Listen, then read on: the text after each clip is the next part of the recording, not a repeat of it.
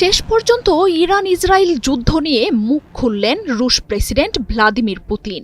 এমনকি ইরান চাইলে রাশিয়া যুদ্ধে যোগ দেবে কিনা এমন প্রসঙ্গ উঠে আসে পুতিনের বক্তব্যে।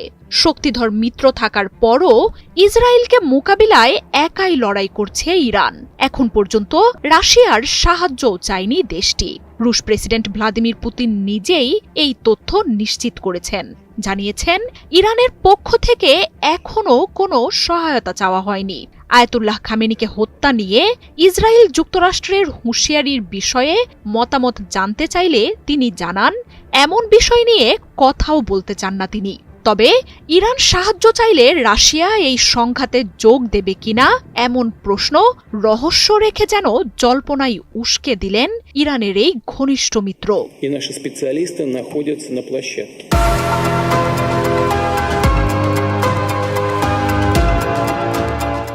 সেন্ট পিটার্সবার্গে রুশ প্রেসিডেন্ট ভ্লাদিমির পুতিনের সংবাদ সম্মেলন জুড়ে পুরোটাই যেন ছিল ইরানকে নিয়ে। কয়েক বছর ধরে এই দুই দেশের সম্পর্ক আগের সব সীমা ছাড়িয়ে গেছে।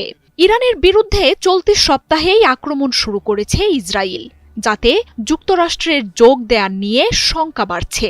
ট্রাম্প নেতানিয়াহুর মুখে বারবার উঠে আসছে সরকার পতন আর আয়াতুল্লাহ খামেনিকে হত্যার হুঁশিয়ারিও।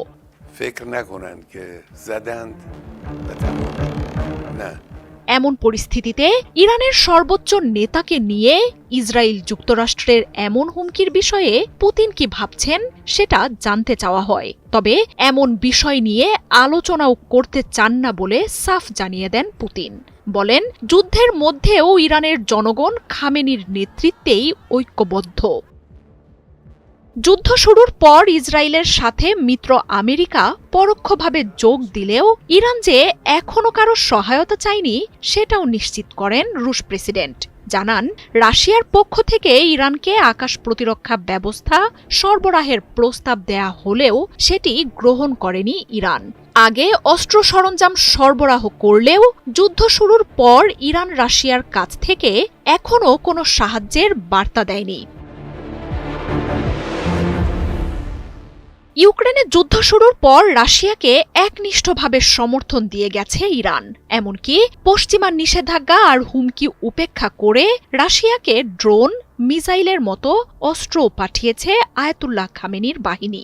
দুই দেশ ট্রাম্প ক্ষমতায় আসার আগে কৌশলগত এক চুক্তিতেও সই করে। তবে সেখানে এক দেশ আক্রান্ত হলে আরেক দেশের জড়িত হওয়ার কোনো শর্ত ছিল না। এরপরও ঘনিষ্ঠ মিত্র ইরান সাহায্য চাইলে রাশিয়া সংঘাতে সরাসরি যুক্ত হবে কিনা সেই বিষয়টি রহস্যই রেখে দিয়েছেন রুশ প্রেসিডেন্ট। জানান, ইরানের শান্তিপূর্ণ পরমাণু কর্মসূচিতে রাশিয়ার পূর্ণ সমর্থন রয়েছে। ইরানে রুশ নির্মিত পরমাণু স্থাপনায় যে ইসরায়েল আঘাত করবে না, নেতানিয়াহু এমন বার্তাও পুতিনকে পাঠিয়েছেন বলে জানাচ্ছে গণমাধ্যমগুলো। ইরানে ইসরায়েলের হামলার পর থেকেই প্রকাশ্যে এর নিন্দা জানিয়ে আসছে রাশিয়া। সম্প্রতি ইরানে যুক্তরাষ্ট্রের হামলার বিষয়েও সতর্ক করেছে দেশটি।